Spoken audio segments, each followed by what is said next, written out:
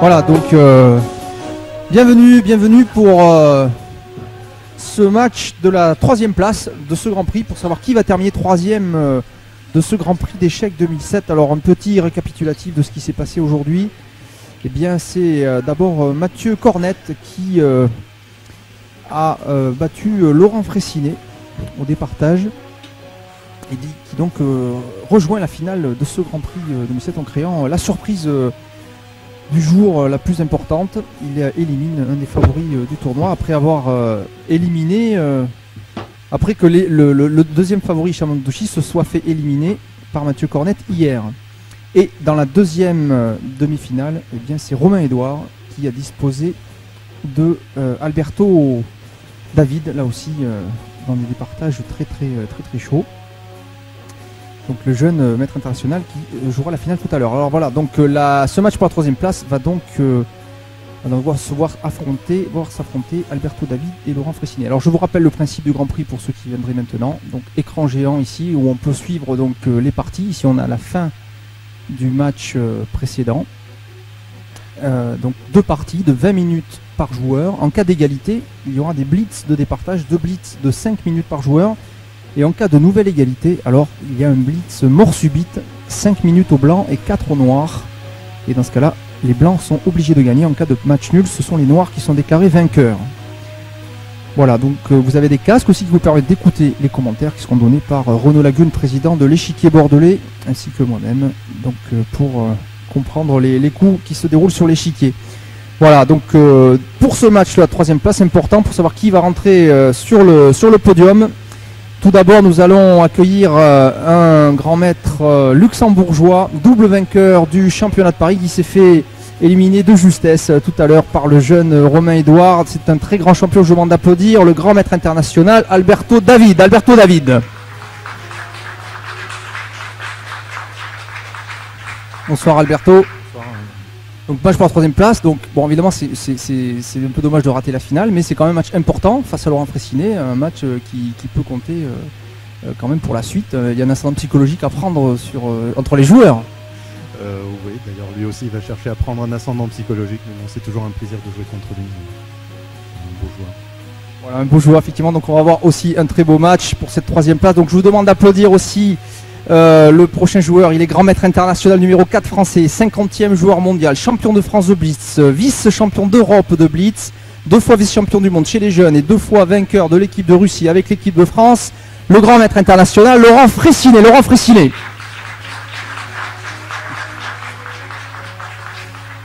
Alors, Laurent, donc le dernier match de ce Grand Prix, donc bon, c'est pas la finale, mais bon, la 3e place à jouer quand même.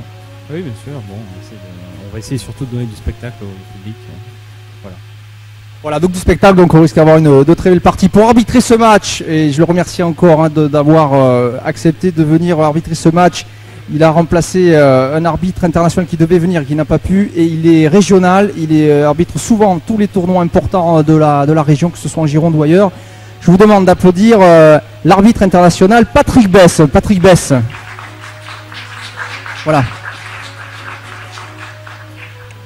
Merci Stéphane. Comme il vous l'a expliqué, 2 parties de 20 minutes par joueur. Donc nous allons tirer bien entendu au sort la couleur pour chacun d'entre eux. Alors, qui décide?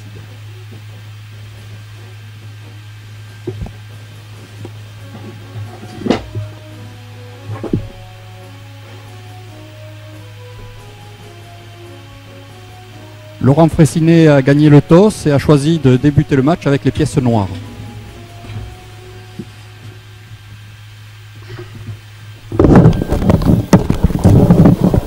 Voilà, donc ici en cabine, si vous nous entendez, levez la main. Donc on va juste se caler. L'échiquier, ça doit être ça. Nous nous calons.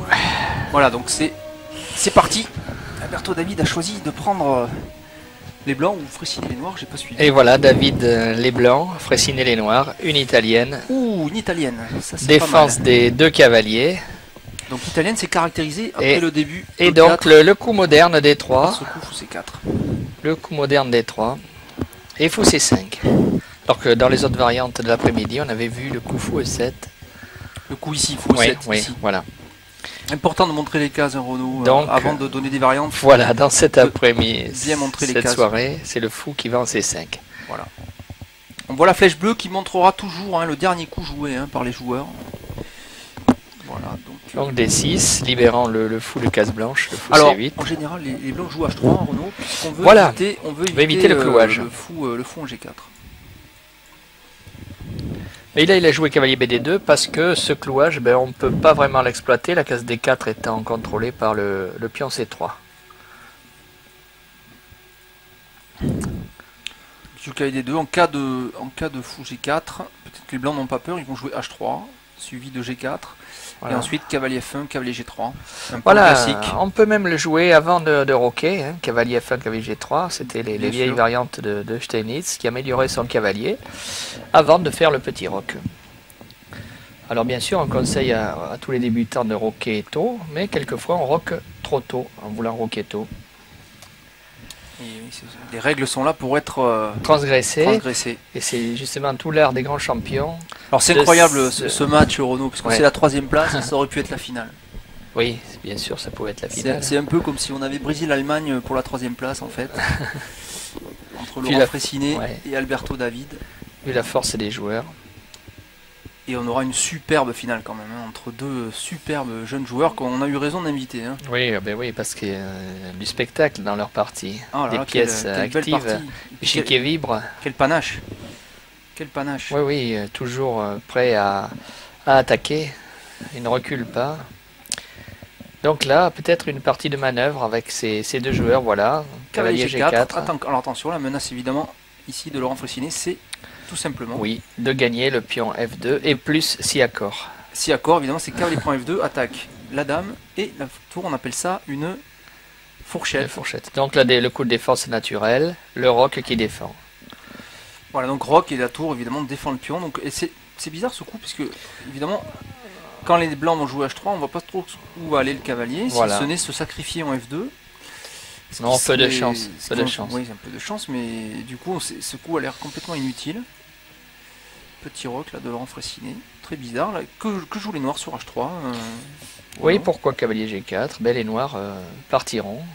Peut-être il veut venir en H6. Peut-être venir en H6 pour jouer roi H8 et F5.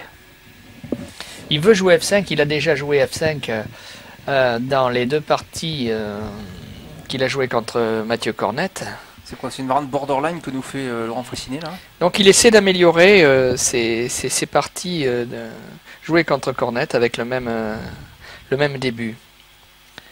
Donc il essaie une autre idée, cavalier G4 cette fois. Mais avec le H3. donc H3. Attaque le cavalier G4. Alors là, si on veut jouer F5, il va falloir le mettre en H6. Ouais, si on le met H6, le Renault, on peut jouer le simple coup Et cavalier B3 qui attaque le fou et qui menace de détruire, la structure noire Menace de prendre la paire de sur le fou. roc. Ouais. Et menace aussi, fou prend H6. Et menace fou prend cavalier qui casserait la structure de roue. Il faudrait reprendre du pion avec Voilà. des pions complètement azimutés sur le bord de l'échiquier Ouais. ici. Alors c'est peut-être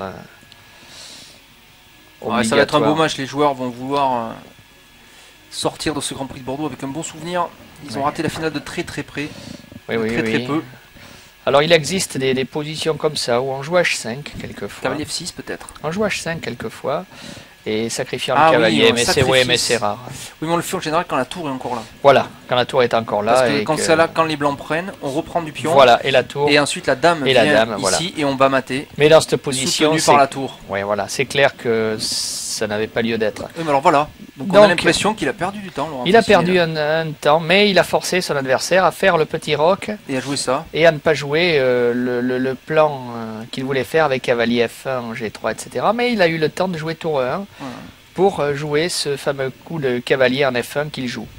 Alors là, c'est l'exploitation des fameux trous blancs qui sont sur la case D5 et sur la case F5. Hein. Le cavalier peut viser... Alors comment on appelle ça, Renaud? Le pion Voilà. A6 et le pion H6. Ah, on appelle ça les oreilles d'âne. Alors, pourquoi?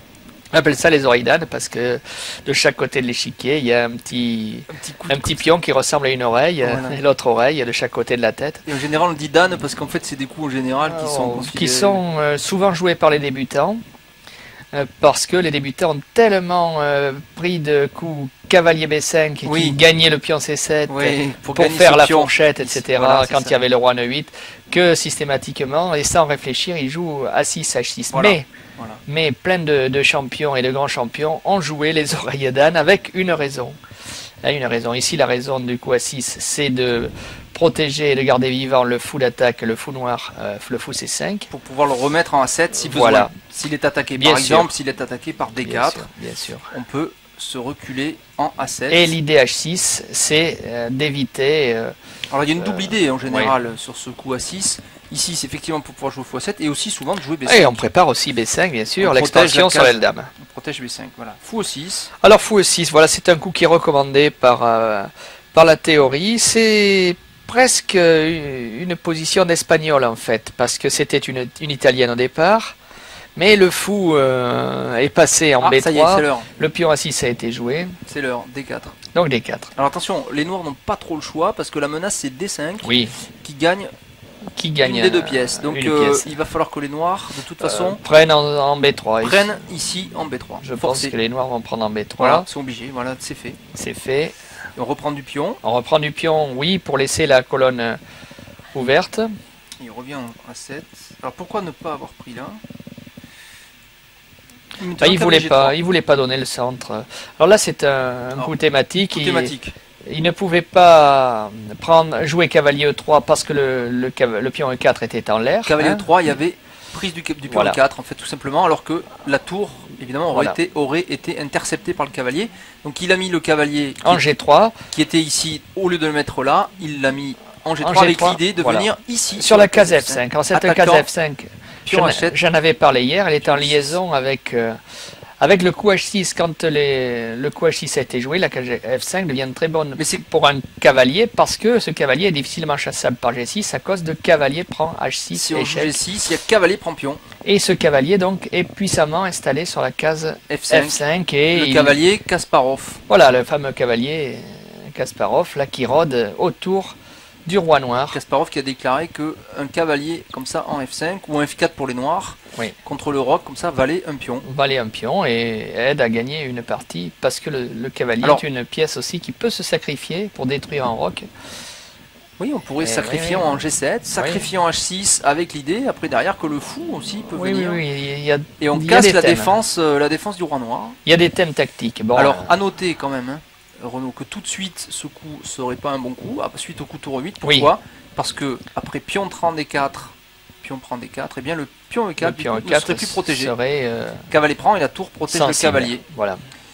Alors que le cavalier G3 tout de suite là, voilà, c'est pour ça qu'il joue D5 d'ailleurs. D5. Alors voilà une belle idée. La belle idée c'est de cavalier E7, voilà, de gagner de l'espace. Il protège la case F5. Il veut pas que le cavalier vienne en F5, donc il vient défendre avec le cavalier Laurent Fressinet. Voilà, chaque fois qu'on réussit à planter un pion solide sur une case du camp de l'adversaire, ce qui est le cas de la case D5 là. Double les cavaliers, David. Oui, il va jouer. Pourquoi? Parce qu'il veut venir en F5 veut absolument quand même. venir en F5. Si échange, je remplace par l'autre. Voilà. À noter que moi je suis très étonné que Laurent Fressinet permette de rentrer dans ce genre de variante parce que Laurent Fressinet a perdu face à Mathieu Cornette quasiment une variante similaire. Oui, une variante similaire avec une attaque, espagnole et un cavalier qui F5. Pique, exploitation de la case blanche F5 et puis voilà. C'est quand même incroyable qu'il rentre dans ces variantes là qu'il n'a pas l'air d'apprécier et qui semblent très difficiles à jouer de toute façon. Difficile à jouer parce que les pièces blanches arrivent vers le roc noir. Est-ce que ça serait pas un assez trou rapidement dans la préparation de Laurent Fressinet, ça, cette variante? Oh, je sais pas, je pense que il joue assez souvent E5, il croit au coup E5 contre E4, qui est un coup solide, et puis à ces parties espagnoles ou italiennes là, comme il a joué. Alors, il joue ça de toute façon avec une préparation, il s'est penché déjà sur ce type de position. Il ne faudra pas oublier ce fou qui va sûrement jouer un rôle plus tard et qui a quand même une action énorme. Voilà, il y a quand même quelque chose qui s'est passé. Il est caché, mais... Le noir a préservé son fou d'attaque, alors que le blanc, lui, l'a perdu. Le blanc a perdu son fou d'attaque, le fou de casse blanche des blancs a disparu. Ah, ils ont quand même un beau fou d'attaque, Renault. Il est encore vivant celui-là, il tape oui, sur H6. Il tape sur H6. C'est un fou d'attaque. Alors, c'est pas une attaque. Ça aurait été mieux de taper sur G7, mais là on peut pas. Hein. Il y a des pions au centre. Mais là sur H6, c'est quand même une cible, ce qu'on appelle une cible. Une cible, oui, il fait une pression possibilité sur de H6. sacrifice. Imaginons des choses comme par exemple fou E3, dame D2. Bon, il faudrait protéger ça évidemment, mais fou E3, dame D2. Et après, fou prend, on prend de la dame ici et on va essayer de mater rapidement. Oui, mais je pense quand même que le plan, quand on a joué E4, D5, c'est pour attaquer sur l'aile dame aussi. Hein. C'est pour jouer C4, C4, B4, puis C5, et attaquer la chaîne noire. Ouais, attaquer cette chaîne ici. Oui. Donc ça, parce que si on prend D6, on crée une faiblesse au lieu qu'elle soit en C7, elle est en D6. On a ouvert la colonne ici. Oui, oui, c'est plus dans l'esprit de la position que l'attaque sur le roi, qui n'est pas sûr d'aboutir avec... Bien sûr. Avec les possibilités de défense. D'ailleurs, il est en train de prendre des précautions défensives. Voilà, pour H7. Mais moi, je sais pas, j'ai l'impression que Laurent Fressinet a des soucis avec cette variante et qu'il insiste bizarrement. Il a pas su trouver contre... Mathieu Cornet est revenu dans le match grâce à cette variante, parce que sinon, il avait quand même perdu clairement la première. Oui. Alors, si on regarde aussi le temps, on voit qu'il y a quelques difficultés. Quand on connaît bien son sujet, 15 minutes. Sur un début, on n'est pas en retard dans le début. On est en avance ou en équilibre. Là, il est en retard dans le début. Ça veut dire que Alberto David connaît mieux son histoire que voilà.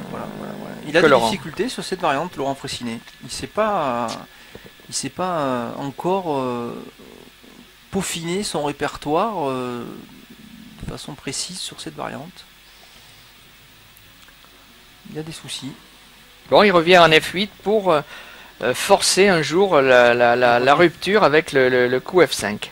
Il faudrait jouer F5 ? Bien sûr, et donc il va falloir qu'il sorte le cavalier. Ouais, non, mais il n'y est pas, hein, parce que la case F5, mais là, elle est protégée. Bien sûr, mais il faudrait qu'il essaie de s'orienter vers ça, jouer G6 puis F5. Non, mais peut-être qu'il s'est simplement dit, Laurent Fressinet, que de toute façon cette tour n'a pas d'avenir ici, puisque si bloqué ici.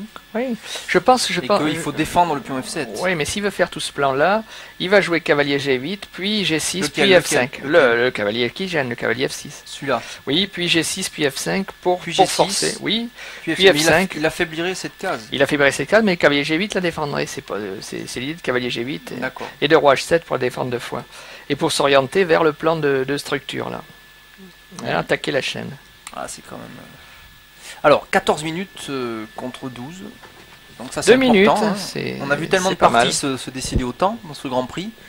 C'est décidément un Grand Prix tout à fait exceptionnel, parce qu'il n'y a que des matchs décidés ou des partages. Oui, des belles empoignades en partie rapide. Aucun match... le seul match terminé avant, c'est Fressinet contre le champion d'Aquitaine. Parce qu'il y avait quand même un déséquilibre de force... entre les deux joueurs et l'expérience, hein, le grand maître contre l'amateur, on va dire. Voilà, c'est ça. Ouais. Quand même un Grand Prix extrêmement disputé, à l'arrache. C'est comme si au foot il n'y avait que des matchs, des victoires au penalty. Voilà, cavalier F5, donc pour... ou au tennis, au tie-break. Pour changer peut-être un cavalier, freiner le plan noir. Prise, donc il va reprendre sans doute du cavalier. Oui, reprise du cavalier, ce qui est logique. Normal et logique. Réfléchis, David, là. Oui, il réfléchit. Il peut reprendre de la dame aussi, bien sûr, mais bon. On n'y croit pas. On n'y croit pas parce que... Parce qu'il y aurait G6 avec tempo. Ouais, non, il faut prendre du cavalier. Donc maintenant, attention, par exemple, si, imaginons un coup comme... on ne l'imaginera pas, parce que... Voilà, alors il s'oriente vers le plan dont j'ai parlé, c'est-à-dire cavalier G8, puis G6 et F5. Ouais. Il faut faire attention quand même. Hein.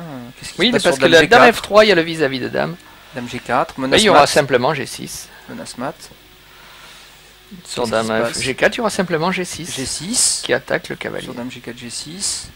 Et il peut pas y avoir un sacrifice ici? Après, il ne restera que la dame hein, pour attaquer. Hein. Et la dame peut pas venir en H4, malheureusement. La dame peut venir à H4 à cause de la dame D8. Dame D8, voilà. Oui. Donc on peut pas... Apparemment, on peut pas faire de choses. Ah, mais voilà, il veut éliminer ce fou, hein, quand même, parce qu'il faut pas oublier ce petit fou. Oui, oui, oui. Qui, quand même, est un vrai poison. Ah, c'est le fou d'attaque. Parce qu'on l'oublie, on peut l'oublier, et seulement à la fin, il peut très bien faire un... Oui, parce qu'il faudra un jour jouer F3 pour défendre la position. Un coup de jarnac. Il va falloir défendre la position un jour avec F3, quand il y aura F5 de jouer. Prendre le cavalier. Donc, il veut prendre du cavalier, peut-être jouer G4, peut-être jouer G4 lui-même, pour interdire à jamais F5. Pour interdire F5, pour interdire cette poussée. Voilà, et puis ensuite il réalisera, s'il neutralise le contre-jeu des noirs sur l'aile roi, comme c'est le cas, il pourra ensuite faire son plan naturel de l'aile dame, dont j'ai parlé tout à l'heure, C4, B4 et C5. C4, B4, ah oui, bien sûr, maintenant que le fou a disparu. Voilà, s'il arrive à stabiliser l'aile roi. C'est possible. Bien vu, effectivement, c'est effectivement un plan possible aussi, mais il faut qu'il arrive à stabiliser de ce côté-là. Alors voilà. Maintenant, G4 se heurterait peut-être à H5. Voilà, donc Freycinet vient d'activer sa dame. Le pion est cloué sur une très belle case. La case G5 est très intéressante pour les noirs parce qu'elle se situe assez loin du cavalier E3, qui est la pièce mineure que la dame craindrait le plus dans cette position. Donc elle est à 4 temps du cavalier, elle est bien. Oui, alors que tu veux dire 4 temps, on va expliquer ça. Il faut 4 coups au cavalier pour se poser sur la case G5 et 3 coups pour l'attaquer. Ouais, mais alors on peut pas en fait parce que les cases en plus où on pourrait se poser sont occupées. Oui, elles sont occupées. Il faudrait venir là. Voilà, il faudrait aller sur la case. En admettant effectivement que la dame soit pas là, regardez le nombre de coups qu'il faut pour venir ici. Ça. Il faut 1, 2 et 3. Et 3 pour se poser au 4e temps sur la case G5. C'est pour ça qu'on dit que en fait même si la dame semble à 2 cases du cavalier, en fait elle est à 4 cases. Elle est à 4 temps. Hein, puisque ça se compte en temps, les déplacements du cavalier sur l'échiquier. 4 cases ou 4 temps, effectivement. Voilà. Donc c'est un truc ça que vous devez savoir pour les jouer contre les cavaliers. Mettez-vous à 2 cases en diagonale des cavaliers, vous risquez rien. C'est très long pour... Voilà, c'est le plan que tu disais. Voilà, bien sûr. Renaud. Il réalise son plan. B4, C5, et essayer de casser un peu cette structure.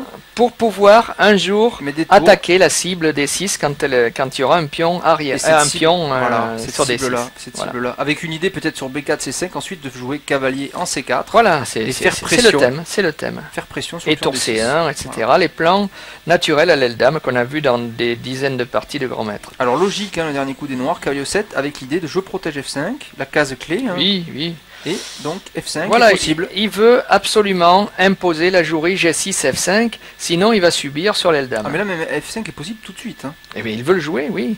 Tout de suite. On n'a même pas bougé de jouer G6. Voilà, il veut imposer. On peut jouer G6, F5 tout de suite. Et ouverture de la colonne F et pression. Voilà, donc, il l'empêche Alberto David car il met le cavalier mais il s'expose à un échange. Oui, il faudra qu'il y ait une reprise du pion. Alors, qu'est-ce qu'il va faire là? Il peut revenir en G8, tout simplement. Menaçant, G6, F5.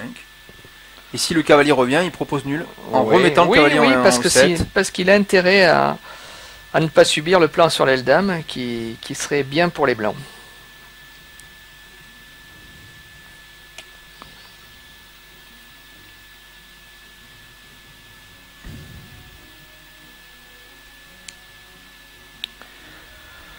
Il peut aussi échanger les pièces, donc cavalier prend, dame prend, pion prend, et à ce moment-là, le pion E5 devient un pion libre et intéressant pour les noirs.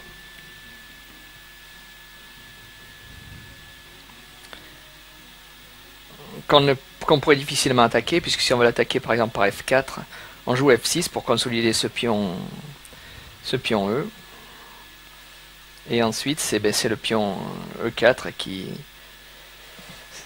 Ah, voilà, il a pris. Ici, d'accord, il a pris. Prise pion prend. Pion prend, il veut garder les dames. Oui, parce que sinon, les noirs auraient sans doute échangé.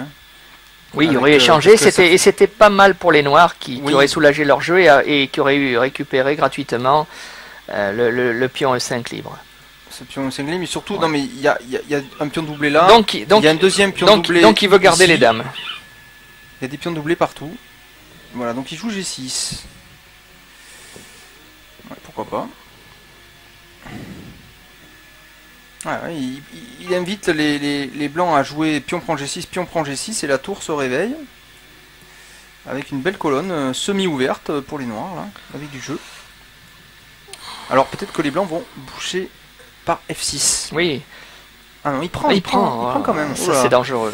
Ça c'est dangereux. C'est très dangereux pour le joueur blanc. Ça, il doit être ravi, Laurent Faucini, là. Bien sûr, là, il a ouvert sa colonne. Ça y est, il a équilibré le truc, là. Maintenant, il a doublé. J'aime bien les... Il va doubler. J'aime bien la position noire, maintenant. Ah, mais il a quand même joli pion central en E5, bien positionné. Oui, et la colonne F ouverte. Colonne F. Colonne de pression, naturelle, où il a déjà une tour postée. Donc, attention. Oh, c'est quand même une finale de pièces lourdes. Hein, donc finale de pièces lourdes. Les chances de nul sont quand même importantes. Mais dans les finales de pièces lourdes, finale de tours, ce qui compte, c'est le nombre de cibles pour les tours. Et là, le fait d'avoir les pions doublés B2 et B3, c'est deux belles cibles pour la finale. Pour la finale de tour, si une finale de tour se présente. Voilà, c'est des pions doublés, donc faibles, hein, puisque bien sûr. On peut pas bouger l'un ou l'autre. On peut d'abord bouger celui-là et après celui-là, et ils peuvent pas se protéger. Hein, les deux Indiens donc, qui se suivent là, voilà, ne peuvent pas s'auto-protéger. Les deux Indiens. Oui, c'est ça, mais c'est des pions effectivement un peu, comment dirais-je, empotés. Oui. Des pions, voilà, des pions doublés. Voilà, alors il veut échanger les dames. Propose un échange de dames. Bien sûr, il reprendrait du pion, bien évidemment, pour contester la colonne F. Et il contesterait la colonne. Et que la colonne ne soit à personne. Pour faire match nul. Oui, pour annuler, oui. Donc là, la position, c'est quand même... Calmé, mais cette colonne F, alors je pense que Laurent va garder les dames maintenant, c'est lui qui a intérêt à garder les dames maintenant, pour travailler sur la colonne.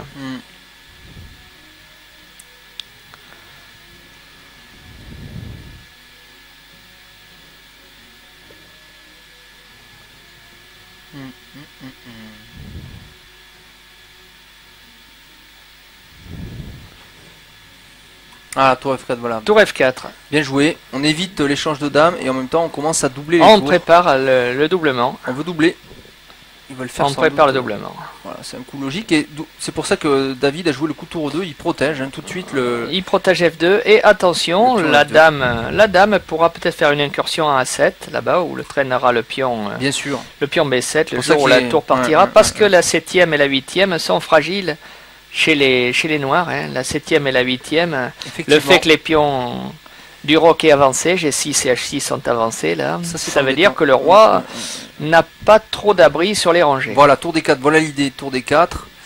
Et bien évidemment, il bouche cette diagonale. Ben, tour D4, en cas d'échange de dames, il aurait des cibles ensuite avec ces pions, le pion B3, le pion B2. Voilà. Ces deux pions là. Oui. On pourrait jouer tour D3 pour attaquer le pion. Voilà, donc tour D3, donc effectivement, si la tour était venue tout de suite là, sans doute, le coup peut-être dame à 7. Peut-être une petite incursion. Et problème, comment on protège B7, on peut pas en fait. Hein, donc du coup, il y a tout qui tombe. Hein, tout qui tombe. Ben oui, c'est difficile. Donc voilà, échange des dames, pion prend. Alors maintenant, c'est les noirs qui ont des pions doublés. Alors maintenant, les noirs ont des pions doublés. Et c'est une finale. Alors peut-être il va jouer F3. Les fameuses finales à 4 tours, ce qui est le cas ici, qui sont F3, Alberto très difficiles pour bloquer, à manœuvrer, à juger. F3. Qui bloquerait complètement les pions doublés. Là. Oui, voilà, d'ailleurs il le joue. Il le joue pour fixer, on appelle ça fixer la faiblesse. Il fixe. Les pions doublés sont une faiblesse naturelle. Paf. Maintenant, ils ne peuvent plus se libérer sans perte de matériel. Donc la faiblesse est fixée. Finale de pièces lourdes, 8 minutes 50 contre 7 minutes 20. Bon, je prédis une nulle. Oui.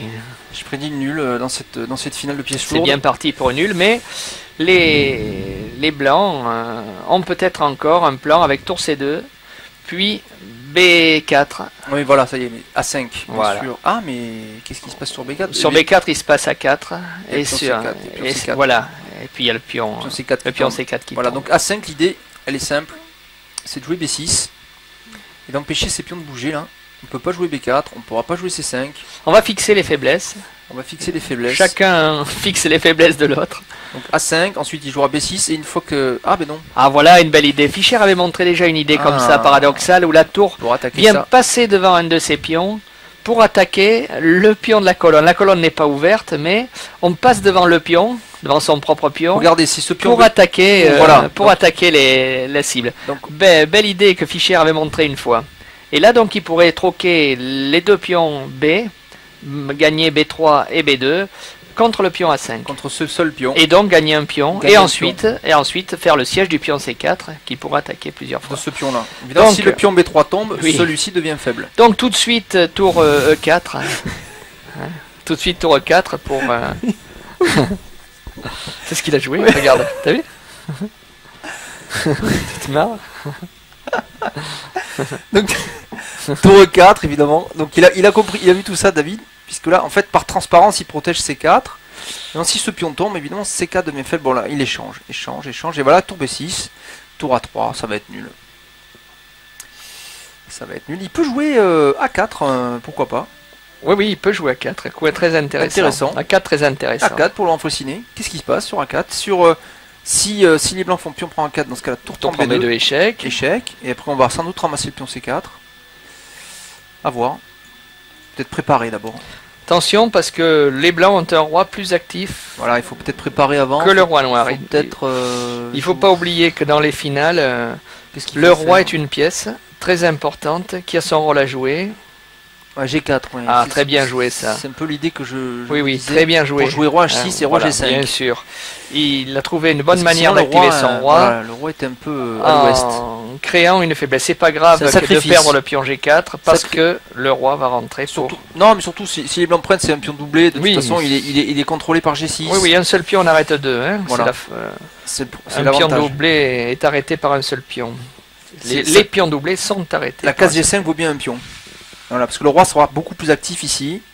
De toute façon, les blancs auront du mal à garder le pion G4. En fait, il ne faut pas oublier qu'en finale, un pion isolé n'est rien d'autre qu'une case. Hein, alors, une possibilité pour les blancs, Renaud, c'est de jouer H4 pour contrôler G5. Voilà.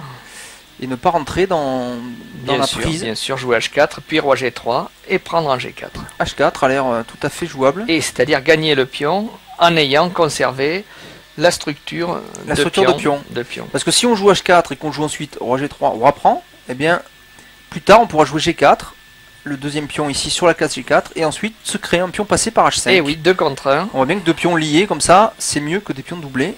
Et on se crée un pion passé, donc oui, toujours un les pion pions qui peut aller à dame. Sont plus forts que... Et donc c'est toujours un avantage en finale, c'est essentiel. La finale, les pions passés deviennent très forts. Donc voilà, il le fait. Il le fait, il a lu les mêmes livres que nous. Pas prévu ça, Laurent Fraissinet. Mais si, je pense qu'il a prévu ça parce qu'il va jouer G5. Bien sûr. Voilà. Mais bien sûr, il va jouer G5. Bien sûr, c'est l'idée. C'est évident. Et un jour, il jouera A4 et il prendra le pion B2. Un jour dans longtemps. Ah, ça va pas tarder après. Pour activer sa tour. Il peut aussi jouer roi H6, Renaud. En fait, parce que sa tour est active, oui. Il joue roi H6, roi H5 et après il joue G5. Voilà, donc ici, il va jouer G5, je pense. G5 tout de suite, non, je pense pas, à cause de roi G3. Mais sur G5, non, mais roi G3, prise. Mais sur prise, je gagne les deux. L'un après l'autre, parce qu'il y aura A4, puis tour prend B2 et le pion G2, il faudra s'en occuper. C'est vrai, il le fait maintenant. Oula, il le fait maintenant. Et il l'a fait maintenant, donc il n'a pas joué G5. Mais il le jouera, parce que il le jouera après. Il le jouera plus tard. Il le diffère, et c'est beaucoup plus malin que de le jouer tout de suite. Oui, c'est malin. Ça, c'est les grands maîtres par rapport à nous. Hein, nous, on le joue tout de suite. Eux, ils l'ont vu comme nous. Ouh, puis on prend V3. Il a laissé prendre. Ah, il s'est laissé prendre. Il a joué tour à 3. Hein, il s'est laissé prendre. Ah oui, il a revenu. Il a laissé prendre ici. Et il a pris du pion, Laurent Fraissinet. Pourquoi parce que peut-être... ah oui, il y avait peut-être un blocus général. C'est possible. Oui. Donc là, maintenant, le roi blanc va se diriger vers C3 pour attaquer 2 fois le pion B3. Oui, mais ça ira pas. Hein. Ah si, parce et que ça sur ira G5, parce qu'il n'y a pas d'accès. Sur G5, il y aura prise et il n'y aura pas d'accès pour le roi noir. Il n'y a pas d'accès puisque ce pion empêche tout accès. Bien sûr. Le roi noir n'a pas d'accès. Donc ça c'est une configuration, l'homme voit très vite que le roi est dans une espèce de cage et ça c'est plus dur pour l'ordinateur. Ah oui. L'ordinateur pourrait avoir du mal à juger ça. D'accord. Donc tu veux dire que l'ordinateur voit moins clair que moi. Pion prend B5. Donc vous avez vu ce qu'il a fait, il a libéré ses faiblesses tout de suite dans le milieu de jeu en activant sa tour. Semble un coup intéressant, roi C3. Mais sur roi C3, il va permettre tour C5 échec et tour C1 et attaque du pion. Et on va récupérer celui-là. Celui-là ou le pion E4. Mais non, parce que la tour va protéger. Hein. Ah, mais elle pourra pas défendre. Une tour qui défend 2 choses est une tour très passive et l'autre sera mobile. Très important la mobilité des tours en finale. Donc il laisse tomber tout ça. De la tour. Tour A4 avec l'idée sans doute tour C4. Oui, le pion il le prendra avec le roi. Ah oui. Il veut pas laisser la colonne C. Il veut pas laisser cette colonne et une pénétration noire. Et puis il a une menace tranquille qui est tour C4, attaque le pion C7. Voilà, tour C4, obligé quasiment de tour B7. Alors si on défend passivement, il y aura roi C3, puis tour B4, et là le roi, C3, et là le roi gagnera la finale. Bien sûr. G5 il faut prendre. Il faut prendre, bien sûr. Ou si on veut s'amuser, on peut pousser, puisque les deux pions valent rien. Ah oui, c'est vrai. Pour qu'il perde du temps à venir le chercher avec le roi. Ah ouais, c'est vrai. C'était pas si idiot que ça, H5. Il n'y a pas pensé, il n'a pas réfléchi, il a pris à tempo. Il a pris à tempo. Mais c'était pas si crétin que ça. Pas si crétin. Et oui, parce qu'il allait venir perdre du temps avec son roi pour venir chercher le pion et ne pas passer. Donc roi C3, il fait le plan, donc on a dit. Et regardez comme le pion blanc empêche le roi noir de passer. Les deux pions d'ailleurs, le pion G3 et le pion E4 empêchent le roi d'accéder. Le roi ne peut pas passer, il faut qu'il... Voilà le plan qu'on a montré, tour C4.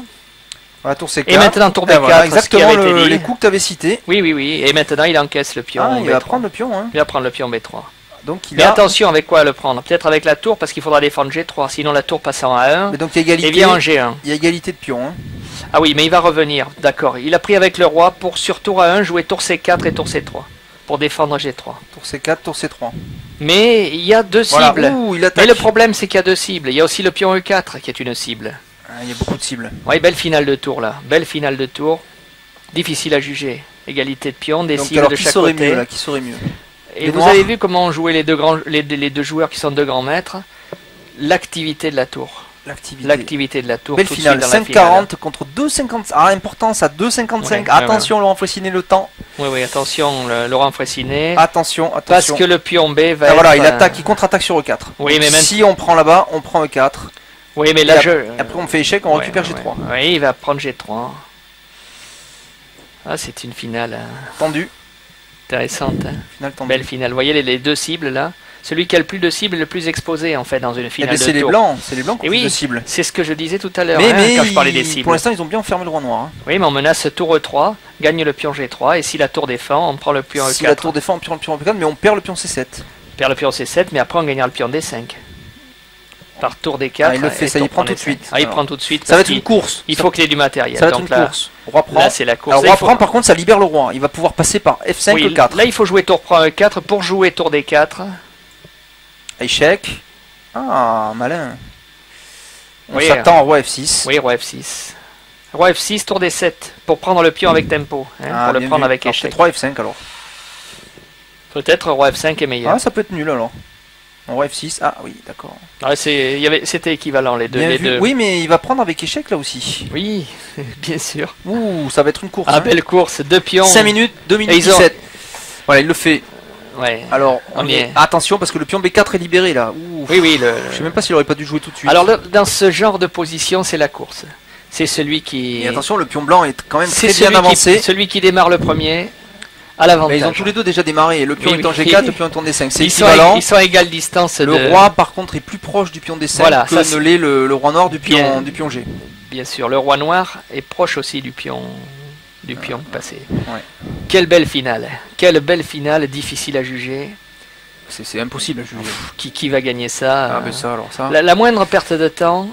Ça peut se jouer à un temps près. Et le pion dame avant l'autre. Ouh là là. Donc attention. Très tendu. Attention. Check. Roi E4. Ouf. Ah là là, c'est chaud. Là, il a gagné un temps pour avancer son pion. Bien sûr, on se met toujours derrière le pion. Attaque le pion. Voilà, il pousse l'autre pion. Voilà, bien sûr, il va jouer roi F3. Voilà, les tours, toujours derrière les pions. Roi F3, bien sûr. C'est la manière de. Voilà, roi F3. Dont les tours contrôlent le mieux les pions. Voilà, échec. Échec. Roi G4 peut-être. Non, roi E2 ou E3. E3, voilà, pour défendre notre pion. Oui, mais alors du coup, ça va être nul ça. Ah, mais maintenant, il va jouer roi F2. Ouais, mais roi F2, échec. Roi F2, roi E2. Oui, après... Tour E5, tour E8, il va peut-être sacrifier la tour. Il va pas arrêter, il va faire échec et à chaque fois, il va revenir là. Ouais, mais avec le temps, il va peut-être pouvoir sacrifier la tour et avoir deux pions contre roi et deux pions contre tour avec un roi qui vaut une tour. Avec un pion qui vaut une tour. Quand le pion est trop avancé. Non, parce qu'il pourra pas... Oui. Non, il veut essayer de gagner le renforcement là. Ah, j'ai compris ce qu'il veut faire. Il veut jouer roi... Ah, je pensais pas. Je pensais qu'il voulait jouer roi E4. Qu'est-ce qu'il veut faire? Je pensais qu'il voulait jouer roi E4. Non, ça va être nul. Parce qu'à chaque fois que le roi revient, il revient ici. Oui. Et voilà. Ça y est, il veut essayer de gagner. Il veut essayer de gagner. 1 minute 8. Hein. Oui. Mais il peut pas gagner. Non, il va jouer. Minute 4, minute 3, minute 3, minute 2, minute 2. Roi F2 est forcé. Roi F3. Pour Roi F3. Non, ça va être nul, Il y a équilibre de la terreur, voilà, ça y est. L'équilibre, oui, l'équilibre. Équilibre de la terreur. Belle la finale. Première partie très belle de finale, ce match position pour la finale. troisième place s'est terminée Superbe. par la nulle. Comme vous pouvez le voir, la tour blanche, très bien placée derrière le pion, l'empêche d'avancer. Et dès que le roi s'approche du pion pour le soutenir, pour l'aider à aller à la promotion, il y a un échec. Très difficile de progresser dans ces conditions. Nous allons donc faire une petite pause.